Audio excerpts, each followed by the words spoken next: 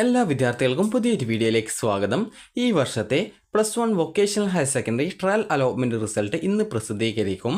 അപ്പോൾ വിദ്യാർത്ഥികൾ ചോദിക്കുന്ന പ്രധാനപ്പെട്ട കാര്യമാണ് എത്ര മണിക്കാണ് വൊക്കേഷണൽ ഹയർ സെക്കൻഡറിയുടെ ട്രയൽ അലോട്ട്മെൻറ്റ് റിസൾട്ട് വരിക എന്നുള്ളത്. അപ്പോൾ വിദ്യാർത്ഥികളുടെ ട്രയൽ അലോട്ട്മെൻറ്റ് റിസൾട്ട് ഒന്നുകിൽ ഇന്ന് 10 മണിയോടെയോ അല്ലെങ്കിൽ ഇന്ന് വൈകുന്നേരം 3 മണിയോടെയായിരിക്കും നിങ്ങളുടെ റിസൾട്ട് വെബ്സൈറ്റിൽ വരിക. അപ്പോൾ എങ്ങനെ വന്നു കഴിഞ്ഞാലും നിങ്ങൾക്ക് ഒരു മെയ് 28-ാം തീയതി വരെ നിങ്ങളുടെ ആപ്ലിക്കേഷൻ എഡിറ്റ് ചെയ്യാനുള്ള അവസരമുണ്ട്. അതായത് ഇന്ന് മെയ് 24-ാം തീയതിയാണ്. അത് ഇനി ഏകദേശം ഒരു 3 ദിവസം നിങ്ങൾക്ക് എഡിറ്റ് ചെയ്യാനുള്ള സൗകര്യം, അതായത് 4 ദിവസത്തോളം നിങ്ങൾക്ക് എഡിറ്റ് ചെയ്യാനുള്ള സൗകര്യം വെബ്സൈറ്റിൽ ലഭ്യമാണ്. അപ്പോൾ അതുകൊണ്ട് തന്നെ വിദ്യാർത്ഥികൾ ശ്രദ്ധിക്കേണ്ടത്, നിങ്ങൾ തിരക്കിട്ട് ഈ ഒരു ആപ്ലിക്കേഷനും കാര്യങ്ങളൊന്നും എഡിറ്റ് ചെയ്യേണ്ട ആവശ്യമില്ല. അതുകൊണ്ട് തന്നെ കുറച്ച് നിങ്ങളുടെ അപേക്ഷയിൽ എന്തൊക്കെ തെറ്റുകളുണ്ട്, അതുപോലെ എന്തൊക്കെയാണ് പുതുതായിട്ട് കൂട്ടിച്ചേർക്കേണ്ട വിവരങ്ങൾ എന്നിങ്ങനെയുള്ള കാര്യങ്ങളൊക്കെ കൃത്യമായിട്ട് തീരുമാനിച്ച ശേഷം മാത്രം എഡിറ്റ് ചെയ്യുക. കാരണം ഒരു തവണ നിങ്ങളുടെ ആപ്ലിക്കേഷൻ ഫൈനലായിട്ട് കൺഫർമേഷൻ ചെയ്ത് കഴിഞ്ഞാൽ പിന്നീട് വീണ്ടും എഡിറ്റ് ചെയ്യാനായിട്ട് സാധിക്കുന്നതല്ല. അതുകൊണ്ട് തന്നെ വിദ്യാർത്ഥികൾ അപേക്ഷയിൽ എന്തെങ്കിലും തെറ്റുകളുണ്ടോ അല്ലെങ്കിൽ എന്തെങ്കിലും കൂട്ടിച്ചേർക്കേണ്ടതുണ്ടോ, അല്ലെങ്കിൽ ഏതെങ്കിലും പുതിയ ജില്ലയിലേക്ക് പുതിയ സ്കൂളുകളിലേക്ക് ഓപ്ഷൻ കൊടുക്കേണ്ടതുണ്ടോ എന്നിങ്ങനെയുള്ള കാര്യങ്ങളൊക്കെ തീരുമാനിച്ച് എല്ലാവിധ എഡിറ്റുകളും ചെയ്ത ശേഷം, അതുപോലെ നിങ്ങളുടെ കാസ്റ്റ് കാറ്റഗറി, അതായത് കാസ്റ്റിൻ്റെ കാറ്റഗറി തെറ്റിപ്പോയി കഴിഞ്ഞാൽ നിങ്ങൾക്ക് അഥവാ റിസർവ് സീറ്റിലേക്ക് കിട്ടിക്കഴിഞ്ഞാൽ നിങ്ങൾക്ക് അഡ്മിഷൻ കിട്ടത്തില്ല. അപ്പോൾ അതുകൊണ്ട് തന്നെ നിങ്ങളുടെ കാറ്റഗറിയൊക്കെ കൃത്യമായിട്ട് തന്നെ കൊടുക്കാനായിട്ട് ശ്രദ്ധിക്കുക. അപ്പോൾ കാസ്റ്റ് കാറ്റഗറി നിങ്ങൾക്ക് കൃത്യമായിട്ട് അറിയില്ല എങ്കിൽ പ്രത്യേകിച്ച് അത് പ്രോസ്പെക്ടസിലും കാര്യങ്ങളൊക്കെ കൃത്യമായിട്ട് അനെക്സ്റ്റർ 2-ലൊക്കെ കൊടുത്തിട്ടുണ്ടാവും. അപ്പോൾ ഇവിടെ അനെക്സ്റ്റർ 2 എന്നുള്ളതിൽ നിങ്ങളുടെ കാസ്റ്റ് കാറ്റഗറി എന്താണെന്ന് കൃത്യമായിട്ട് നൽകിയിട്ടുണ്ട്. ജസ്റ്റ് നിങ്ങളത് പരിശോധിക്കുക. ഇനി എങ്ങനെയാണ് ഈ ഒരു ട്രയൽ അലോട്ട്മെൻറ്റ് പരിശോധിക്കാൻ നോക്കാം. ട്രയൽ അലോട്ട്മെൻറ്റ് വന്നു കഴിഞ്ഞാൽ ഇവിടെ ട്രയൽ അലോട്ട്മെൻറ്റ് റിസൾട്ട് എന്നുള്ള ലിങ്ക് കാണാൻ പറ്റും. അപ്പോൾ ജസ്റ്റ് അതിൽ ക്ലിക്ക് ചെയ്യുക. ക്ലിക്ക് ചെയ്ത ശേഷം നിങ്ങളുടെ യൂസർ നെയിമായിട്ടുള്ള നിങ്ങളുടെ രജിസ്ട്രേഷൻ ചെയ്യുമ്പോൾ കൊടുത്തിട്ടുണ്ടായിരുന്ന മൊബൈൽ നമ്പർ കൊടുക്കുക. അതുപോലെ നിങ്ങളുടെ പാസ്വേഡ് കൊടുക്കുക. അതുപോലെ തന്നെ നിങ്ങൾക്ക് ആ ഒരു പേജിൽ തന്നെ ഒരു ക്യാപ്ച എന്ന് പറഞ്ഞുകൊണ്ട് കാണാൻ പറ്റും. ക്യാപ്ച എന്നതുകൊണ്ട് ഉദ്ദേശിക്കുന്നത് കുറച്ച് ഇംഗ്ലീഷ് അക്ഷരം, ഒരു ഏതെങ്കിലും കളർ ബാക്ക്ഗ്രൗണ്ടിൽ നിങ്ങൾക്ക് കുറച്ച് ഇംഗ്ലീഷ് അക്ഷരം കാണാൻ പറ്റും. ജസ്റ്റ് ഇവിടെ കാൻഡിഡേറ്റ് ലോഗിനിൽ കാണുന്നത് പോലെ തന്നെയാണ് കാണാനായിട്ട് പറ്റുക. അപ്പോൾ നിങ്ങൾക്ക് ഇവിടെ കാൻഡിഡേറ്റ് ലോഗിൻ ക്ലിക്ക് ചെയ്യുന്ന സമയത്ത്, അതായത് നിങ്ങൾക്ക് യൂസർ നെയിമും പാസ്വേഡും അതുപോലെ തന്നെ ക്യാപ്ചയും നൽകാനുണ്ടാവും. അതേപോലെ സെയിം പേജ് തന്നെയായിരിക്കും നിങ്ങൾക്ക് കാണാൻ പറ്റുക. എന്നാൽ കാൻഡിഡേറ്റ് ലോഗിൻ പേജ് ആയിരിക്കില്ല. അതുകൊണ്ട് തന്നെ കൃത്യമായിട്ട് നിങ്ങൾ ആ ഒരു ട്രയൽ റിസൾട്ട് എന്നുള്ള ആ ഒരു ലിങ്കിലാണ് ക്ലിക്ക് ചെയ്യേണ്ടത്. ഇത് ഞാൻ കാൻഡിഡേറ്റ് ലോഗിൻ്റെ ജസ്റ്റ് ആ ഒരു എങ്ങനെയാണ് ലോഗിൻ ചെയ്യാനുള്ള പേജ് ഉണ്ടാവുക എന്ന് കാണിക്കാൻ വേണ്ടി മാത്രമാണ് കാണിച്ചിട്ടുള്ളത്. അപ്പോൾ അതിനുശേഷം നിങ്ങൾ ചെയ്യേണ്ടത് ലോഗിനിൽ ക്ലിക്ക് ചെയ്യുക. അപ്പോൾ ലോഗിനിൽ ക്ലിക്ക് ചെയ്ത ശേഷം, അതായത് ഇത് കാണുന്ന പോലെയാണ് ടെക്സ്റ്റ് ഉണ്ടാവുക, ക്യാപ്ച ഉണ്ടാവുക. അത് കൃത്യമായിട്ട് ടൈപ്പ് ചെയ്ത് കൊടുക്കുക. നിങ്ങൾ എന്താണോ കാണുന്നത് അത് ടൈപ്പ് ചെയ്ത് കൊടുക്കുക. അതിനുശേഷം ലോഗിൻ ചെയ്യുക. ലോഗിൻ ചെയ്ത് കഴിഞ്ഞാൽ അതായത് ഈ ഒരു ട്രയൽ റിസൾട്ട് ഡീറ്റെയിൽസ് എന്ന് പറഞ്ഞുകൊണ്ട് കാണാം, അല്ലെങ്കിൽ ട്രയൽ അലോട്ട്മെൻറ്റ് റിസൾട്ട് എന്ന് പറഞ്ഞുകൊണ്ട് കാണാൻ പറ്റും. അപ്പോൾ ജസ്റ്റ് നിങ്ങൾ എന്താണ് കാണുന്നത് ആ ലിങ്കിൽ ക്ലിക്ക് ചെയ്യുക. ക്ലിക്ക് ചെയ്ത് കഴിഞ്ഞാൽ നിങ്ങൾക്ക് ട്രയൽ അലോട്ട്മെൻറ്റ് കിട്ടിയിട്ടുണ്ടെങ്കിൽ ആ ഒരു congratulation, you have got trial allotment എന്നും ഏത് സ്കൂളിൽ ഏത് ഓപ്ഷൻ ഏത് കോഴ്സിനാണ് കിട്ടിയത് എന്നുള്ള ഡീറ്റെയിൽസും നിങ്ങൾക്ക് പുതിയൊരു പേജിൽ കാണാൻ പറ്റുന്നതാണ്. അതുപോലെ ട്രയൽ അലോട്ട്മെൻറ്റ് റിസൾട്ടിൻ്റെ ആ ഒരു അലോട്ട്മെൻറ്റ് ലെറ്റർ ഡൗൺലോഡ് ചെയ്തെടുക്കാനുള്ള ലിങ്കും അതുപോലെ തന്നെ യുവർ റാങ്ക്, ലാസ്റ്റ് റാങ്ക് ഇതുപോലുള്ള ലിങ്കുകളും കാണാൻ പറ്റും. ട്രയൽ അലോട്ട്മെൻറ്റ് കിട്ടിയിട്ടില്ലെങ്കിൽ sorry you have no allotment in this time എന്ന് പറഞ്ഞുകൊണ്ട് ഒരു ചുവപ്പ് കളറിലാണ് കാണാൻ പറ്റുക. അതുപോലെ your rank details, last rank details എന്നിങ്ങനെ ലിങ്കുകളും കാണാൻ പറ്റും. യുവർ റാങ്ക് ഡീറ്റെയിൽസ് ക്ലിക്ക് ചെയ്യുന്ന കഴിഞ്ഞാൽ നിങ്ങൾ നൽകിയിട്ടുള്ള ഓപ്ഷൻ നൽകിയ സ്കൂളുകളിൽ ആ ഒരു കോഴ്സുകളിൽ നിങ്ങളുടെ റാങ്ക് എത്രയാണ്, അതുപോലെ ആ ഒരു കോഴ്സുകളിൽ ആ ഒരു സ്കൂളുകളിൽ അലോട്ട്മെൻറ്റ് ലഭിച്ച വിദ്യാർത്ഥികൾക്ക്, അതായത് ട്രയൽ കിട്ടിയിട്ടുള്ള വിദ്യാർത്ഥികൾക്ക് അവരുടെ റാങ്ക് എത്രയാണ് എന്നുള്ള ഡീറ്റെയിൽസ് കാണാൻ പറ്റുന്നതാണ്.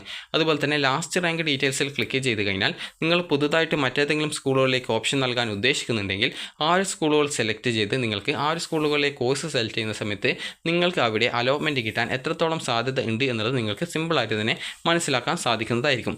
ഇത് കൃത്യമായിട്ട് മനസ്സിലാക്കിയ ശേഷം നിങ്ങൾ പിന്നീട് ഹോം പേജിലേക്ക് വരിക. ഹോം പേജിലേക്ക് വരുന്ന സമയത്ത് പിന്നീട് നിങ്ങൾക്ക് ട്രയൽ അലോട്ട്മെൻറ്റ് റിസൾട്ട് കൂടാതെ തന്നെ നിങ്ങൾക്ക് സാധാരണ ഈ ഒരു പേജിൽ കാണുന്ന കാൻഡിഡേറ്റ് ലോഗിൻ എന്ന് പറഞ്ഞുകൊണ്ടുള്ള ആ ഒരു ലിങ്കും കാണാൻ പറ്റും.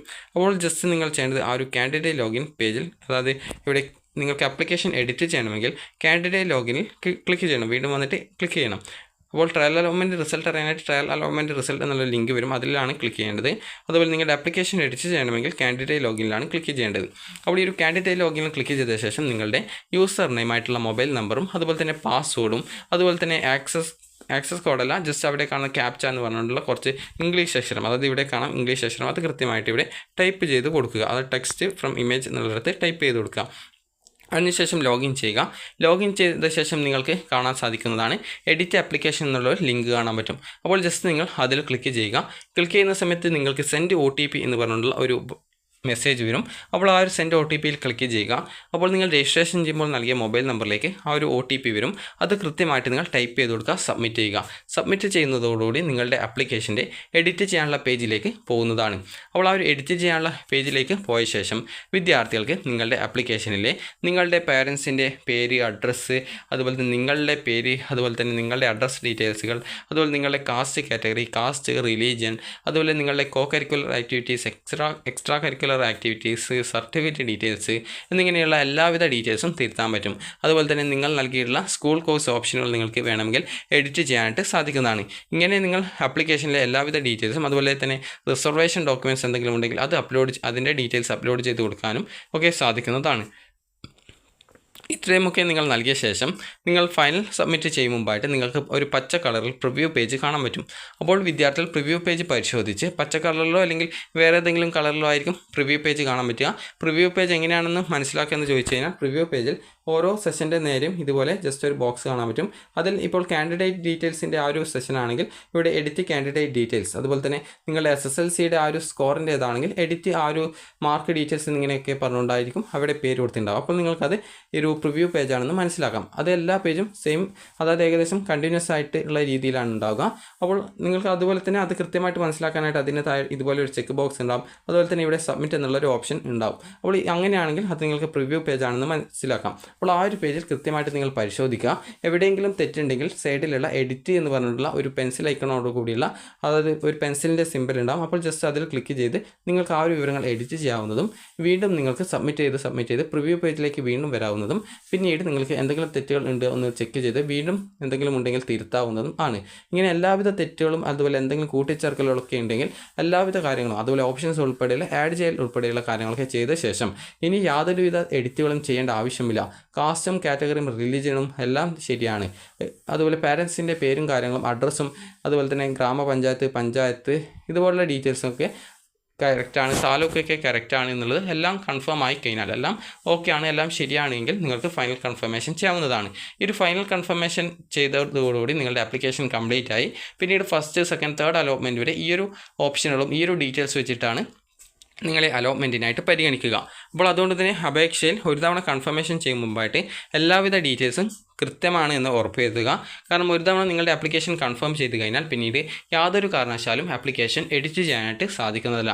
കാരണം കൺഫേം ചെയ്യുന്നതോടുകൂടി നിങ്ങൾ ഈ ഒരു ഫസ്റ്റ് അലോട്ട്മെൻറ്റിലേക്ക് പരിഗണിക്കുന്ന രീതിയിൽ നിങ്ങളുടെ ആപ്ലിക്കേഷൻ തയ്യാറായിട്ടുണ്ടാവും. അപ്പോൾ അതുകൊണ്ട് തന്നെ ഒരു തവണ കൺഫേം ചെയ്ത് കഴിഞ്ഞാൽ പിന്നീട് എഡിറ്റ് ചെയ്യാൻ പറ്റില്ല എന്നുള്ള കാര്യം കൃത്യമായിട്ട് നിങ്ങൾ മനസ്സിലാക്കേണ്ട ആവശ്യമാണ്.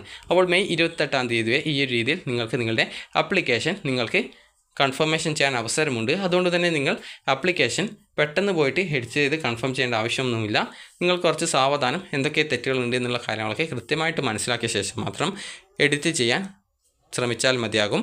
അപ്പോൾ വിദ്യാർത്ഥികൾക്ക് ഈ ഒരു വീഡിയോ ഉപകാരപ്രദമായിട്ടുണ്ടെങ്കിൽ ലൈക്ക് ചെയ്യുക, ഷെയർ ചെയ്യുക. Thank you for watching.